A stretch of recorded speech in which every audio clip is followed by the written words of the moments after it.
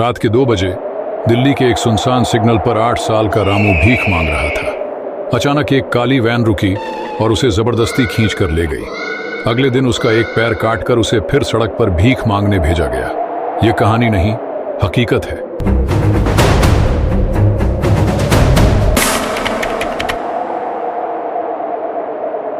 क्या आप जानते हैं कि भारत में लाखों बच्चे इस क्रूर सच्चाई का शिकार हैं?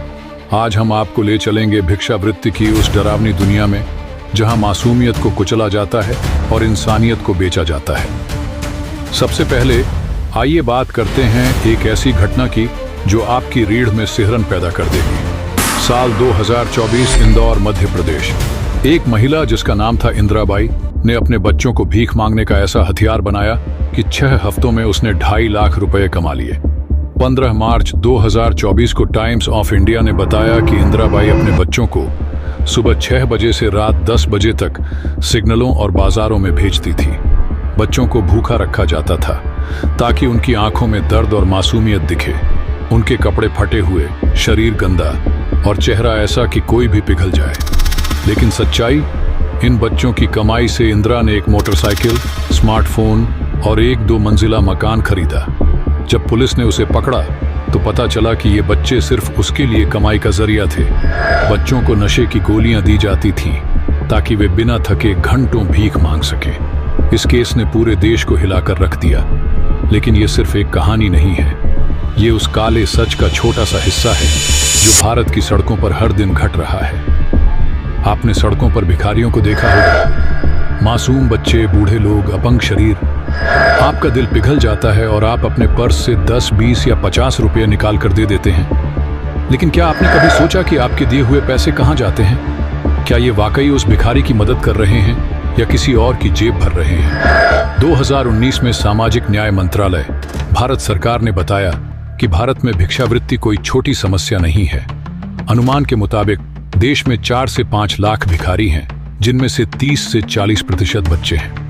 लेकिन चौंकाने वाली बात यह है कि इनमें से ज्यादातर भिखारी संगठित अपराधी गिरोहों के चंगुल में हैं। ये गिरोह एक सुनियोजित नेटवर्क की तरह काम करते हैं। दिल्ली, मुंबई और कोलकाता जैसे बड़े शहरों में हर सिग्नल, हर मंदिर और हर बाजार इनके कब्जे में है। भिखारी को एक तय जगह दी जाती है और उसकी कमाई का 50 से 70% इन गिरोहों के सरगना ले जाते हैं। 16 अप्रैल 2025 को ध्रुव राठी ने अपनी YouTube वीडियो में बताया कि ये नेटवर्क इतना संगठित है कि ये मानव तस्करी, नशे के व्यापार और यहाँ तक कि हत्या तक से जुड़े हैं। अब हम बात करेंगे इस कहानी के सबसे डरावने हिस्से की, बच्चों के शोषण की। आपने सिग्नलों पर छोटे छोटे बच्चों को देखा होगा जो मासूमियत भरी आंखों से भीख मांगते हैं।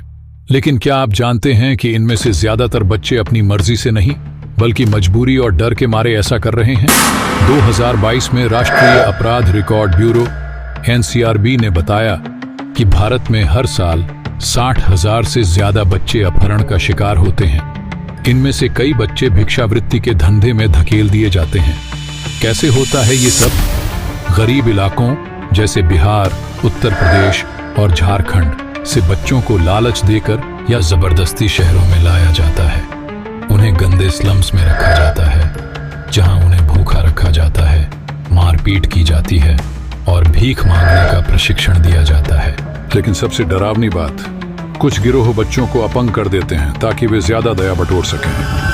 12 जुलाई 2018 को हिंदुस्तान टाइम्स ने बताया कि दिल्ली पुलिस ने एक ऐसे गिरोह का पर्दाफाश किया जो बच्चों के हाथ पैर काटकर उन्हें भिक्षावृत्ति के लिए इस्तेमाल करता था। सोचिए, एक मासूम बच्चा जिसे खेलने की उम्र में स्कूल जाना चाहिए, उसे इस तरह की क्रूरता का शिकार बनाया जाता है। और ये सब यहीं खत्म नहीं होता। कुछ बच्चों को नशीली दवाएं दी जाती हैं ताकि वे घंटों तक जाग सकें। कुछ को यौन शोषण का भी शिकार बनाया जाता है।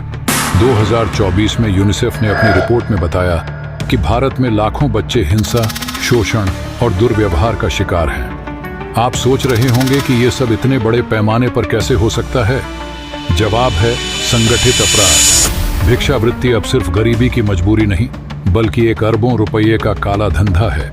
16 अप्रैल 2025 को ध्रुव राठी ने अपनी YouTube वीडियो में बताया कि दिल्ली में एक भिखारी औसतन 1 से 300 रुपये प्रतिदिन कमा सकता है। अगर एक गिरोह के पास 100 भिखारी हैं तो उनकी रोज की कमाई 10,000 से 30,000 रुपए हो सकती है। साल भर में ये रकम करोड़ों में पहुंच जाती है। ये गिरोह कैसे काम करते हैं? मानव तस्करी, बच्चे और महिलाएं गरीब इलाकों से लाए जाते हैं। क्षेत्रीय नियंत्रण, शहरों को जोन में बांटा जाता है और हर जोन का एक सरगना होता है।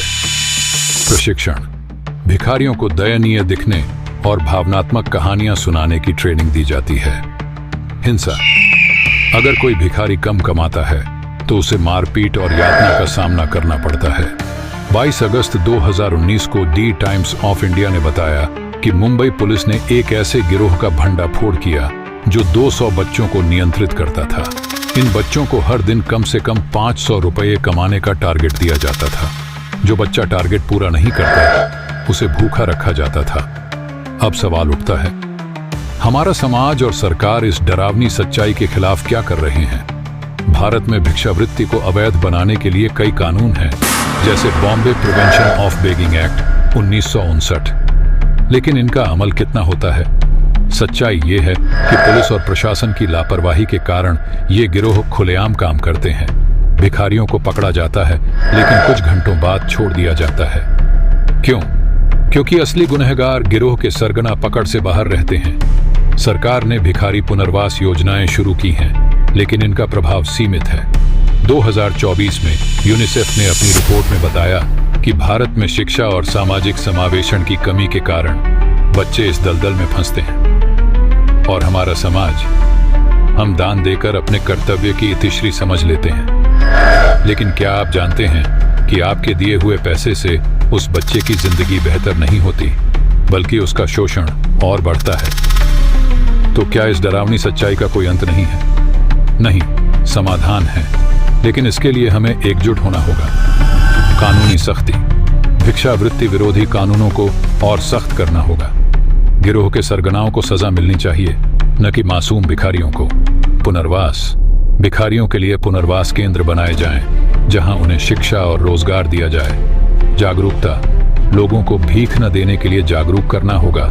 इसके बजाय एनजीओज और सरकारी योजनाओं के जरिए मदद करें। शिक्षा, 2024 में यूनिसेफ ने अपनी रिपोर्ट में बताया कि शिक्षा ही वह हथियार है जो बच्चों को इस दलदल से निकाल सकता है। इंदौर जैसे शहरों में एक नई शुरुआत हुई है, जहां भीख देने वालों पर जुर्माना लगाया जा रहा है। ये छोटा सा कदम बड़ा बदलाव ला सकता है। दोस्तों, भिक्षावृत्ति की ये डरावनी दुनिया हमारी आंखों के सामने है, लेकिन हम अक्सर इसे नजरअंदाज कर देते हैं। अगली बार जब आप किसी बच्चे को भीख मांगते देखें तो रुकें, सोचें।